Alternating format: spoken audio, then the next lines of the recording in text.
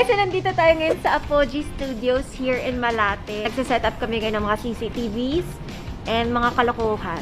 Ayan. So, nagpre-prepare kami. So, ang call time ni Zainab is 2 o'clock. At ang oras ngayon ay 12 o'clock. So, meron tayong 2 hours to prepare. So, si Miss D ang ating assistant stylist. You know, the very best. Ngayon, susungutan kita. Kailangan pag-akyat ko ng hagdan. As in, big star na. Feeling ko, ang kapal-kapal ng mukha ko. Ganon. Damit! Damit! Gaganon ako. Ito na po, gaganyan ka na. So, parang sanay ka na, nakakaldita ako. Okay. Hair and makeup. Aryan, bilis retouch buhok. Kailangan magkapareho kami ni Zainab sa una. Kunwari nakalugay yung buhok niya. Lulugay din ako. Tapos mag-aarte ako. Di ba? Asa sira ulo. Pareho kami nakalugay. Hindi pwede. Kailangan magkaiba kami. Kapal na mukha ko. Ay, huwag ka magsungit ng ganyan. Hindi pwede. Kaya mo. Takot ka sa akin. Parang bahala ko sa buhay. Uy, Dating ko pa lang, alam na bad trip ako. So, dapat si